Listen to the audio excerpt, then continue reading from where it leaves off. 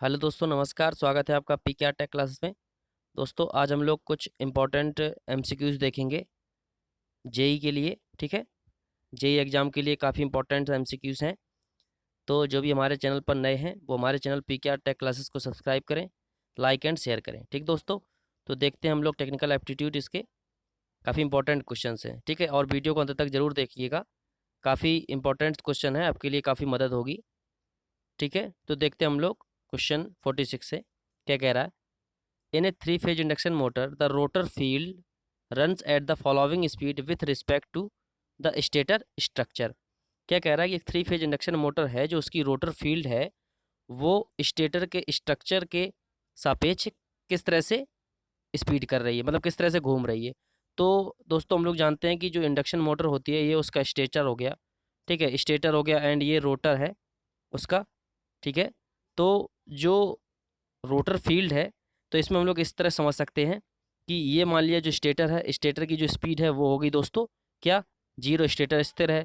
अब stator field होती है वो घूमती है दोस्तों एन एस स्पीड से। इसके बाद रोटर फील्ड आती है, तो रोटर फील्ड जो होती है वो भी एन एस स्पीड से घूमती है एंड जो रोटर होता है वो एन आर स्पीड से घूमता है। तो अब रिलेटिव स्पीड या रिस्पेक्ट स्पीड वो क्या कह रहा है कि स्टेटर के, ये स्टेटर है। ठीक है, स्टेटर के सापेक्ष हम लोगों को रोटर फील्ड ये है दोस्तों। ठीक है, तो रोटर फील्ड की स्पीड स्टेटर के सापेक्ष क्या होगी, तो वो हो जाएगी एन एस माइनस जीरो। तो क्या निकलेगी दोस्तों, एन एस। ठीक है, तो जो रोटर फील्ड होगी वो एन एस मतलब सिंक्रोनस स्पीड से घूम रहा होगा।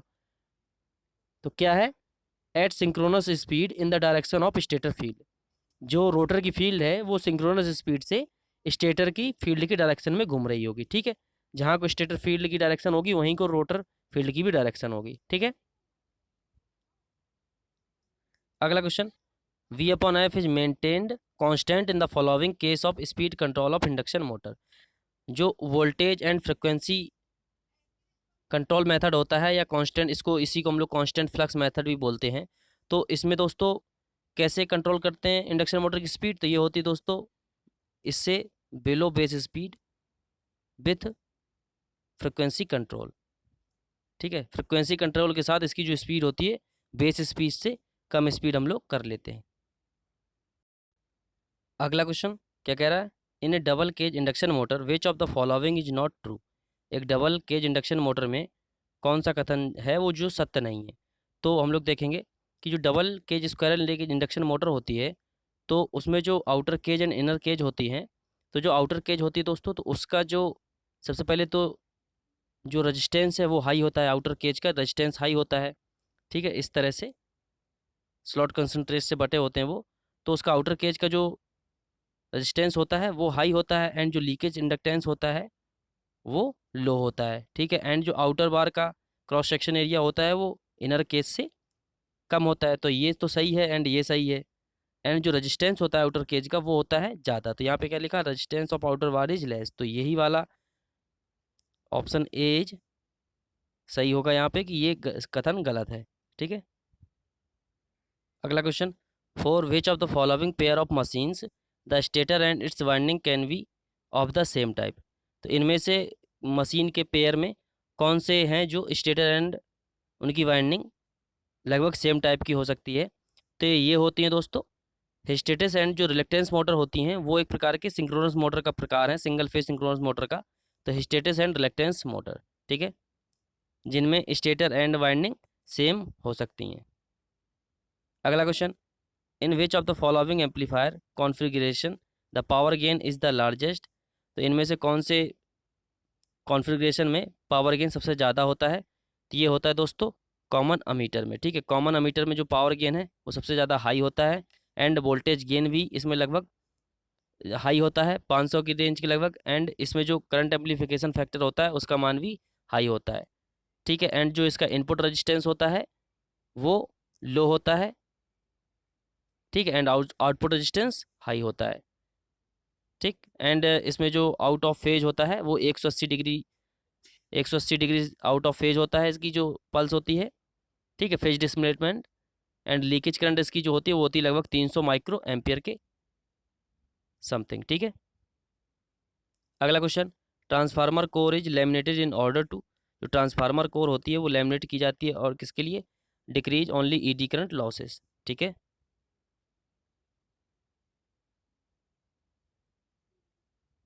अगला question, for increasing the range of volt meter one should connect A. Volt meter की रेंज बढ़ाने के लिए हमको क्या कनेक्ट करना चाहिए? तो वोल्ट मीटर की रेंज बढ़ाने के लिए दोस्तों हम लोग क्या करते हैं कि एक हाई वैल्यू का जो रेजिस्टेंस होता है उसको वोल्ट मीटर की सीरीज में जोड़ देते हैं। ठीक है, एंड अमीटर की रेंज बढ़ाने के लिए क्या करते हैं? अमीटर की रेंज बढ़ाने के लिए हम लोग एक लो रेंज के रजिस्टर को उसके शंट में जोड़ देते हैं, जिसे शंट बोलते हैं, एंड इसको दोस्तों हम लोग मल्टीप्लायर भी बोलते हैं। ठीक है दोस्तों, मल्टीप्लायर या सीरीज रेजिस्टेंस। ठीक है, अगला question, to conduct Sumpner test on a transformer. तो ट्रांसफार्मर संपना टेस्ट करते वक्त क्या करते हैं दोस्तों? तो उसके लिए हमें संपना टेस्ट करने के लिए क्या आवश्यक होता है? तो उसके लिए दोस्तों हमें दो आइडेंटिकल ट्रांसफार्मर की आवश्यकता होती है। Two identical transformer are needed. ठीक है, जो संपना टेस्ट होते हैं उसे हम लोग बैक टू बैक टेस्ट या हीट एंड टेस्ट भी बोलते हैं। ठीक है, एंड इसका यूज हम लोग किस लिए करते हैं? तो इसका यूज किया जाता है दोस्तों check the temperature rise of the transformer oil in 24 hours. ठीक है, अगला question, unit of reactive power is. तो रिएक्टिव पावर की यूनिट क्या होती है दोस्तों? तो इसकी होती है वोल्ट एम्पियर रिएक्टिव, VAR या किलो वोल्ट एम्पियर रिएक्टिव। ठीक है, अगला question, synchronous generator is source of. तो सिंक्रोनस जनरेटर किसका सोर्स होता है? तो सिंक्रोनस जनरेटर होता है दोस्तों both real and reactive power. ठीक है, अगला question, in an induction motor if the air gap is increased.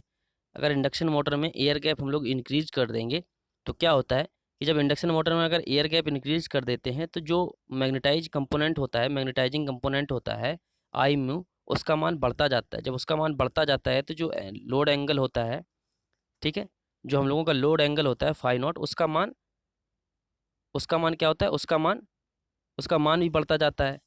ठीक है, जब आई म्यू का मान बढ़ता जाता है तो जो लोड फाई नॉट है उसका मान भी बढ़ता जाता है। इस तरह से जब हम लोग अगर इसको हम लोग ट्रांसफार्मर के फेजर डायग्राम से समझें, अगर जिस तरह से फाई एम को फेजर लेते हैं हम लोग, ठीक है, एंड नो लोड पे अगर हम उसका V1 एंड फेजर डायग्राम बनाएं, ठीक है, E1 एंड E2, तो जो ये आई म्यू होता है, ठीक है, आई म्यू जो होता है आई नॉट साइन फाई, एंड ये जो होता है आई ओमेगा, ये एक्टिव कंपोनेंट होता है आई कॉस फाई।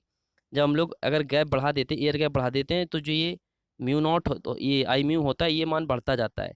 तो जो यहाँ से हम लोग जब इसका रिजल्टेंट निकालते हैं आई नॉट, ये होती है हम लोगों की उसमें नो लोड करंट होती है ट्रांसफार्मर में। तो ये जो करंट होता है वोल्टेज एंड आई नॉट के बीच का, ये जो फाई का मान है ये इंक्रीज होता जाता है। जब फाई की वैल्यू अगर इंक्रीज होती है तो कॉस फाई का जो मान होता है वो कम होता चला जाता है। ठीक, और कॉस फाई क्या होता है? हम लोगों का पावर फैक्टर। तो इस तरह से जब अगर हम लोग इंडक्शन मोटर में एयर गैप बढ़ाते जाते हैं तो जो पावर फैक्टर होता है वो कम होता चला जाता है या रिड्यूज होता चला जाता है। ठीक है, अगला question, A DC shunt motor is running at 1200 RPM when excited with 220 volt DC, neglected the losses and saturation. मतलब लॉस एंड सैचुरेशन को निगलेक्ट मान के the speed of motor when connected in 175 volt supply. जब 220 volt supply पे है तो 1200 RPM पे चल रही है, तो 175 वोल्ट सप्लाई पे कितने आरपीएम पे चलेगी? जब हम लोग अगर लॉस और सैचुरेशन को निगलेक्ट कर दें। तो डीसी शंट मोटर में जो दोस्तों ई नॉट बराबर क्या मोटर की बात कर रहा है, तो ई वी बराबर क्या होता है? ZN P5/60A। ठीक है, सब अगर लॉसेस एंड सैचुरेशन कांस्टेंट मान रहा है तो जो ई बी है वो भी मान लिया वी के प्रोपोर्शनल हो गया। मान लिया ई वी बराबर क्या हो जाता है हम लोगों का, जो मोटर के लिए होता है वो होता है ई वी बराबर V माइनस के IARA। ठीक है, तो यहाँ पे सब कांस्टेंट मान के तो V डायरेक्टली प्रोपोर्शनल अगर N के हो जाएगा, यहाँ से हम लोग जब मानेंगे सब कुछ कांस्टेंट तो क्या हो जाएगा?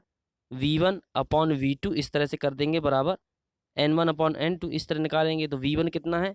220 वोल्ट, एंड वैन कनेक्टेड कितना? 175 वोल्ट से जब कनेक्ट कर रहा है, पहले आप 1200 आरपीएम में चल रही, तो अब कितने में चलेगी?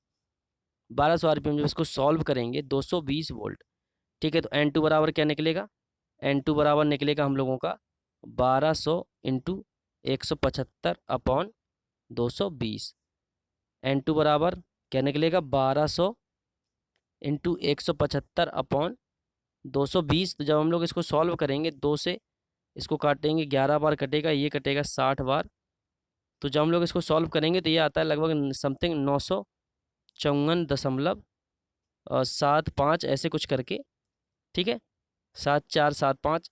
तो जो स्पीड आती है वो आती है 954 आरपीएम, ठीक है। R2 तो अब हम दशमलव में तो स्पीड लेंगे नहीं, तो 954 या 955 आरपीएम हम लोग मान लेंगे। तो इसमें देखते हैं ऑप्शन 954 या 955 है नहीं, तो ऑप्शन क्या हो जाएगा, none of the above, none of these. अगला question, the function of oil in a transformer is to provide. तो ट्रांसफार्मर में ऑयल का फंक्शन क्या होता है, तो दोस्तों हम लोग जानते हैं कि oil cool transformer, natural air cool transformer, oil force cool transformer, air force oil cool transformer. तो जो ऑयल का काम होता है दोस्तों वो होता है कूलिंग का एंड इंसुलेशन का, ठीक है, इंसुलेशन एंड कूलिंग। अगला question, the ratio of starting torque to running torque in a synchronous motor is. तो जो सिंक्रोनस मोटर होती है उसमें स्टार्टिंग टॉर्क जो होता है टी स्टार्टिंग, उसका मान होता है दोस्तों जीरो, क्योंकि ये सेल्फ स्टार्टिंग मोटर नहीं होती है, ठीक है। तो स्टार्टिंग टॉर्क जीरो हो गया, एंड रनिंग टॉर्क तो जीरो अपॉन रनिंग टॉर्क कुछ भी करेंगे तो जो इसका रेशियो आएगा वो आता है जीरो, ठीक है। Starting torque to running torque का जो सिंक्रोनस मोटर का रेशियो होता है वो होता है जीरो। अगला क्वेश्चन, एक क्यू मीटर मेजर्स। तो ये क्यू मीटर क्या मेजर करता है, तो क्यू मीटर मेजर करता है दोस्तों प्रॉपर्टी ऑफ द कॉइल, ठीक है, and Q meter series resonance पर वर्क करता है, ठीक है। अगला question, the hysteresis motor. Hysteresis motor क्या होती है दोस्तों, तो जो हिस्टेटिस मोटर होती है वो, जो उसका रोटर होता है दोस्तों वो हार्ड मैग्नेटिक मटेरियल का बना होता है, ठीक है। हिस्टेटिस मोटर में, हिस्टेटिस मोटर वर्क कैसे करती है, तो वो हिस्टेटिस लॉस पर वर्क करती है, ठीक है। एंड जो स्टेटर होता है वो permanent split capacitor motor type का ही होता है, ठीक है। लेकिन जो इसका रोटर होता है वो हार्ड मैग्नेटिक मटेरियल जैसे कि कोबाल्ट स्टील या क्रोम स्टील इसका बना होता है, ठीक है। अगला question, counter poise is use to. तो काउंटर पाइज किस लिए यूज करते हैं, किसके लिए, तो काउंटर पाइज दोस्तों यूज होता है reducing transmission tower footing resistance, ठीक है। तो फुटिंग रेजिस्टेंस को रिड्यूस करने के लिए काउंटर पाइज करते हैं हम लोग यूज। अगला question, a single phase AC regulator is use to convert. एक सिंगल फेज एसी रेगुलेटर होता है वो किसके लिए यूज होता है, तो ये दोस्तों क्या करता है कि फिक्स्ड एसी वोल्टेज को वेरिएबल मैग्नीट्यूड एसी वोल्टेज पर सेम फ्रिक्वेंसी में कन्वर्ट कर देता है, ठीक है। अगला question, the pressure coil of a watt meter consist of. जो वाट मीटर की प्रेशर कॉइल होती है वो कैसे बनी होती है, तो जो प्रेशर वाट मीटर की प्रेशर कॉइल होती है वो दोस्तों more number of turn of fine wire, मतलब ज़्यादा नंबर ऑफ टर्न की पतले तार की बनी होती है, जिसकी वजह से जो इसका रेजिस्टेंस होता है वो ज़्यादा हाई होता है, काफ़ी हाई होता है, ठीक है। एंड ये जो प्रेशर कॉइल होती है इसको हम लोग मूविंग कॉइल भी बोलते हैं, प्रेशर कॉइल या मूविंग कॉइल, जो लोड के अक्रॉस में जुड़ी होती है, ठीक है।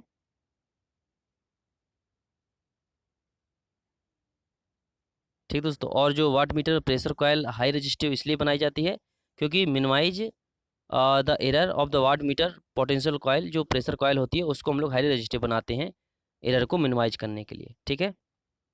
अगला question, electrostatic instruments are suitable for the measurement of.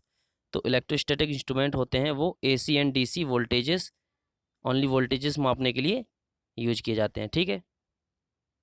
अगला question, Schering bridge is use to measure. तो शेयरिंग ब्रिज क्या मेजर करने के लिए यूज किया जाता है, तो ये किया जाता है दोस्तों डाइलेक्ट्रिक लॉस मापने के लिए शेयरिंग ब्रिज का यूज करते हैं, ठीक है। अगला question, the ratio error in current transformer is due to. जो रेशियो एरर होता है करंट ट्रांसफार्मर में सीटी में वो किसकी वजह से होता है, तो ये होता है दोस्तों एक्साइटिंग करंट के वजह से, ठीक है। अगला question, the major causes for creeping in energy meter is. तो जो मेजर केस होता है क्रीपिंग का एनर्जी मीटर में वो किसकी वजह से होता है, तो वो होता है दोस्तों ओवर कंपनसेशन फॉर फ्रैक्शन, ठीक है। ओवर कंपनसेशन की वजह से जो फ्रैक्शन होने लगता है क्रीपिंग का मेन कारण वही होता है, ठीक है। और क्रीपिंग को रोकने के लिए हम लोग क्या करते हैं दोस्तों कि एनर्जी मीटर में जो एल्यूमिनियम की डिस्क होती है, ठीक है, एल्यूमिनियम की जो डिस्क होती है उसमें हम लोग दो होल कर देते हैं अपोजिट डायरेक्शन में, ठीक है। अगला question, if a resistance is inserted in the rotor circuit of a slip ring induction motor then compare to direct line starting. जब हम लोग एक स्लिप रिंग इंडक्शन मोटर में उसके रोटर सर्किट में रेजिस्टेंस को इंसर्ट करते हैं तो क्या होता है कि उससे जो स्टार्टिंग करंट होती है वो तो रिड्यूज होती है, एंड साथ में जो थोड़ा स्टार्टिंग टॉर्क होता है वो थोड़ा सा रिड्यूज होता है, ठीक है। तो वो तो starting current and torque reduce. अगला question, starting torque can be obtained in the case of a single phase induction motor. With identical main and auxiliary winding by connected.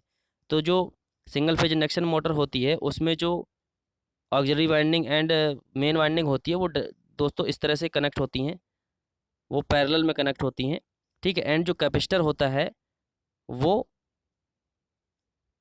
हम लोगों का ऑक्सिलरी वाइंडिंग के सीरीज में जुड़ा होता है, ठीक है।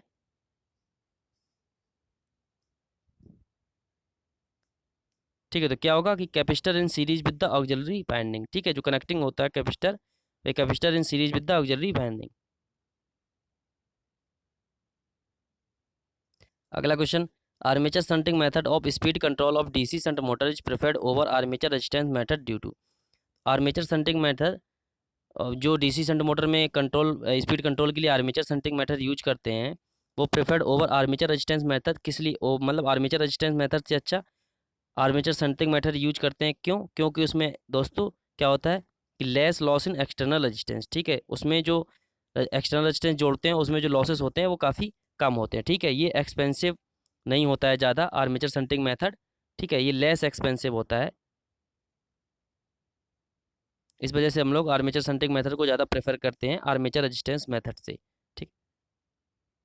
अगला question, distribution transformer have core losses. तो डिस्ट्रीब्यूशन जो ट्रांसफार्मर होता है उसमें जो कोर लॉसेस होते हैं वो होते हैं more than the full load copper loss. क्योंकि जो डिस्ट्रीब्यूशन ट्रांसफार्मर होता है दोस्तों वो 24 आवर सप्लाई से जुड़ा रहता है। एंड लोड क्या है कि लोड अगर कम भी रहता है लेकिन जो ट्रांसफार्मर होता है वो 24 आवर कनेक्ट रहता है प्राइमरी साइड सप्लाई से, ठीक है। अगला question, hollow conductors are used in the transmission line to. जो हॉलो कंडक्टर्स होते हैं वो ट्रांसमिशन लाइन में किस लिए यूज किए जाते हैं? तो हॉलो कंडक्टर के यूज दोस्तों हम लोग रिड्यूज स्किन इफेक्ट के लिए यूज करते हैं। अगर हॉलो कंडक्टर्स यूज करेंगे जो स्किन इफेक्ट है वो रिड्यूज हो जाता है। अगला question, in a junction transistor the doping level of collector region is. Junction transistor में जो डोपिंग लेवल होता है कलेक्टर का तो वो क्या होता है दोस्तों? पीएनपी इस तरह से अमीटर, कलेक्टर एंड बेस। तो जो कलेक्टर रीजन का डोपिंग होता है वो दोस्तों बेस रीजन से ज़्यादा होता है, higher than base region but lower than emitter region, ठीक है। एंड जो साइज होता है तो वो कलेक्टर रीजन का साइज ज़्यादा होता है, उससे कम बेस रीजन का सॉरी अमीटर का होता है, एंड बेस रीजन का सबसे कम साइज होता है, ठीक है। अगला question, the equivalent resistance of the circuit is. तो इस सर्किट में जो इक्विवेलेंट रेजिस्टेंस है वो क्या होगा?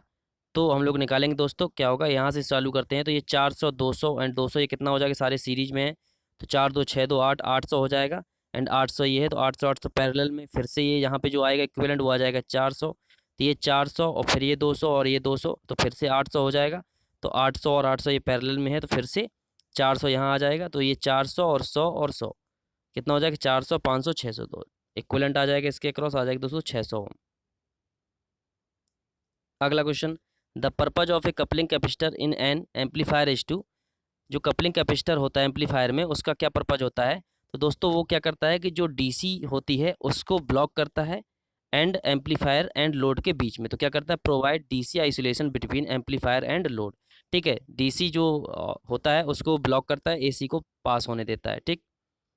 अगला question, A circuit requires a capacitor of 100 microfarad 25 volt the capacitor can be. तो जो एक सर्किट में रिक्वायर है 100 माइक्रोफैरेड 25 वोल्ट कैपेसिटर की, तो वो कैपेसिटर कौन सा हो सकता है? तो होगा दोस्तों इलेक्ट्रोलाइटिक कैपेसिटर, ठीक है। अगला question, a static memory stores इस डाटा इन। जो स्टैटिक मेमोरी होती है वो किस स्टोर्स, मतलब डाटा यूज होता है कहाँ पे? तो ये होते हैं दोस्तों फ्लिप फ्लॉप्स होते हैं। अगला question, which of the statements about the force between two charge is true.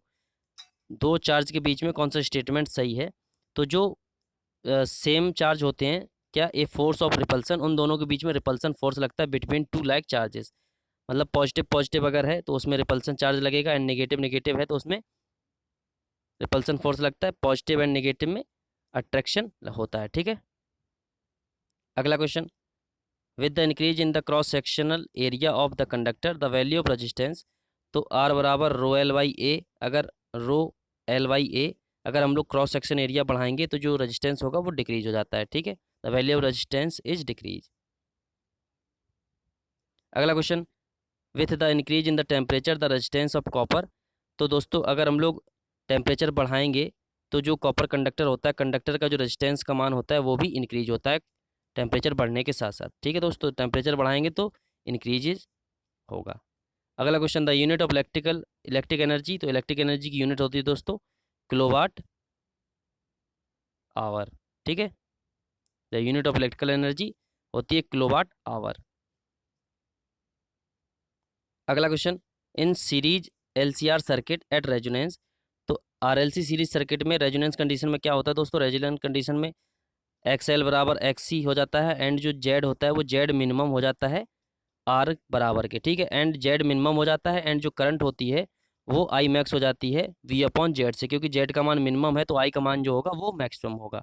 ठीक है, तो क्या होता है कि current is maximum and impedance minimum and जो पावर फैक्टर होता है, तो जब X L equal to X C हो जाता है एंड जो सर्किट हो जाता है तो प्योरली रजिस्टिव सर्किट हो जाता है, तो जो कॉस फाई का मान होता है वो हो जाता है दोस्तों यूनिटी, क्योंकि जो जीरो जो लोड एंगल सॉरी एंगल होता है उन दोनों के बीच में, वोल्टेज एंड करंट के बीच में, वो हो जाता है जीरो।